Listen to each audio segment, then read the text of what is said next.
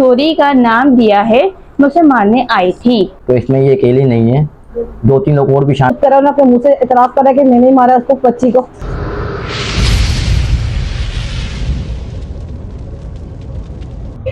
जी, मैं हूं खुर्रम गुलजार और आप देख रहे हैं मेरा YouTube चैनल स्टार K110। जैसे कि शहर में जो हालात हैं, स्ट्रीट क्राइम की वारदातें हैं, डकैती के दौरान शहरियों को कत्ल करना है, घर में लूटमार की वारदातें हैं, ये सिलसिला कई रोज से जोर पकड़ चुका है। बात करें 5 सितंबर को होने वाले एक वाक़े की, तो PIB कॉलोनी का एक इलाका है जहां नफीसाबाद, इसमें एक जो आबादी है उसमें एक 5 सितंबर को एक वाक़या रिपोर्ट हुआ जिसमें 17 साला फिजा को घर के अंदर इंतहाई बेदर्दी से हथौड़ियों के वार करके कत्ल कर दिया गया। पुलिस मौके पर पहुंचती है तो पता चलता है कि खातून को डकैती के दौरान मज़ाहमत करने पर कत्ल किया गया है। कत्ल में एक हथौड़ी का इस्तेमाल किया गया जो कि उस 17 साला फिजा के सर पे मारी गई, जिससे उसकी मौत वाक़ई हुई। अभी हम आपको वो सारे मनाजिर दिखाते हैं जो 5 सितंबर को वहाँ पे रिपोर्ट हुए। जो अहले मोहल्ला ने कुछ हमें वीडियो बयान अपने वहाँ पे दिए, साथ ही घर का क्या माहौल था, पहले हम आपको ये दिखाते हैं, उसके बाद हम बताएंगे कि इस सारे वाक़े में सगी जो मुमानी है वही उस 17 साला लड़की की कत्ल में मुलविस निकली। उन 17 साला लड़की को उसकी सगी मुमानी ने इंतहाई बेदर्दी से सर में हथौड़ियाँ मार के कत्ल किया। कत्ल की वजह क्या थी ये हम आपको इस वीडियो के बाद बताएंगे। आप हमारे साथ ही जुड़े रहिएगा।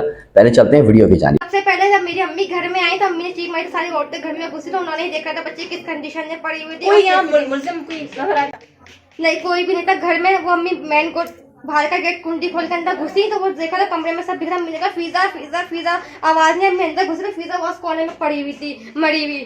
अम्मी का खून हुआ था, बिल्कुल सर से बच्ची का खून बह रहा था बेतहाशा। बच्ची लंबी लंबी सांस तक नहीं था। महल्ले वाले ने एम्बुलेंस बुलाई, वही लेके गए हॉस्पिटल मेरी अम्मी के साथ। घर में कोई भी मौजूद नहीं था। जब चिकने की आवाज है कि ना उनकी अम्मी आई तो उनकी अम्मी ने ना फौरन मुझे बोला ये देखो मेरी फिजा को क्या हो गया। जब मैंने अंदर आके देखा तो बच्ची के मुंह पे सारे कपड़े डले हुए थे और 2 दुपट्टे गले में बंधे हुए थे, इसके गले के अंदर उसके बच्ची के। तो मेरे लड़कों को आवाज है, मैंने भाई इसको तो निकालो। जब मैंने निकाल के देखा उसको तो बच्ची के मुंह से झाग निकल रहे थे। गैस सिलेंडर पूरा उसके पास खुला हुआ था मुंह के पास।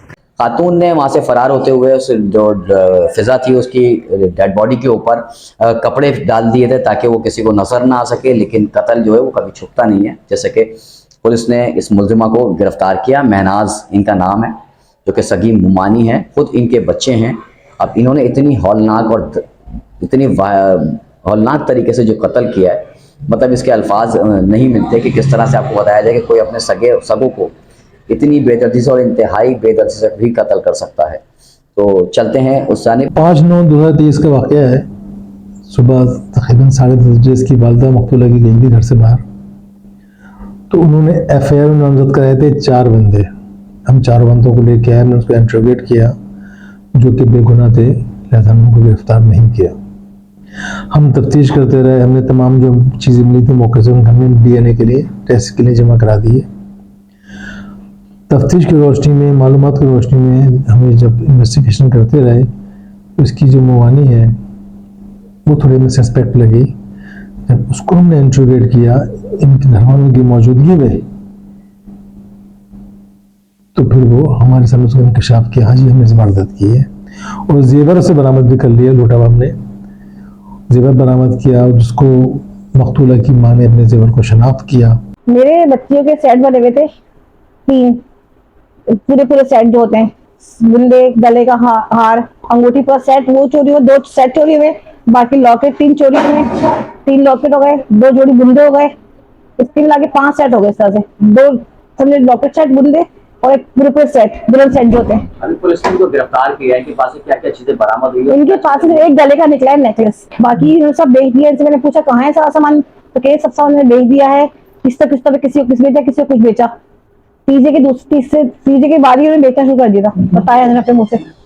उन्होंने कत्ल क्यों किया, उनका खड्डा होता हमारा फिर को 1 दिन पहले। तो मैं जैसे वो गई थी ना, उनका बेटा वो उनकी बेटी गुस्से से निकल के गई थी, तो मुझे लगा था कि शक्ल जिस तरह गई है कुछ करेगी ये। फिर मैंने चलो उसका ना करा, किसी ने करवाया हो, मगर बाद में पता लगा उन्होंने खुद करा, अपने मुंह से इतराफ करा कि मैंने ही मारा उसको, बच्ची को। जब मैयत का पता लगा तो उन्होंने हमें ना गले लगाया, ना वो रोई, ना वो जनाजे के करीब आए। और जब वो यहाँ पर आ भी रही थी तो उनके चेहरे पे खुदा जो डरा होता है ना, वो मौजूद था। क्योंकि मेरी अम्मी जब कहती थी कि सब मेरी बच्ची पे किलकिल कर रहे थे, मेरी बच्ची को मार दिया, उसके साथ ऐसा हो जाए, वो गरक हो जाए, तो उसको लगता था कि वो उसकी निगाहें नहीं उठती थी, क्योंकि हर बंदा उसके साथ बोल रहा है जे आमीन अल्लाह करे उसके साथ ऐसा हो जाए, लेकिन वो हमें सपोर्ट नहीं कर रही थी। वो उसी वक्त उठ के चली जाया करती थी, फिर दूसरे दिन आती थी। वो आ यूँ रही थी कि जासूसी की जाए, देखा जाए क्या यहाँ चल रहा है, सिर्फ यही वजह थी उनकी बात बनाने की। कत्ल इन्होंने किया है दुश्मनी के उसमें कत्ल किया है कि इनको खार थी। अगर चोरी की वजह से आती तो मेरी बहन उड़ गई थी, उनसे बहन ने बात भी करी है कि तुमने कब से गेट बजा रही, गेट क्यों नहीं खोला। अगर वो चोरी करने आती तो चोरी के इरादा चेंज भी कर सकती थी अपना, कि बाद में कर लूँ। वो आई थी कत्ल करने, बात करते करते अंदर आई, हथौड़ी मार दी। हथौड़ी मार के वो अधमरी हो गई थी। इसको बेड पे बिठाया, फिर इसको अंदर लेके गई, इसको पिलास इससे मारा, पिलास यहाँ मारा, नाक के मारा, गाल में पिलास मारा, उसको मरा करके और फिर मारा। और ये कह रही है कि मैंने अकेले वारदात करी है। इनके अल्फाज से कि मैंने खाली पिलास मारा, हथौड़ी मारी, कर दिया। तो मेरी बहन की बॉडी पे पकड़ने का निशान भी थे, उल्टा हाथ से पकड़ा हुआ था, सीधा से हाथ पकड़ा हुआ था और शोल्डर से हाथ पकड़े हुए थे। तो इसमें ये अकेली नहीं है, 2-3 लोग और भी शामिल हैं, इनका नाम ये नहीं ले पा रही। ये बोल रही है कि मैं एक ही हूँ, मैं अकेली हूँ, मैं अकेली हूँ। अब ये है कि गुजारिश कि इनके मुंह खुलवाया जाए, कि इनका नाम खुलवाया जाए कि कौन कौन शामिल है इस पर, क्योंकि अभी भी खतरे से बाहर नहीं है।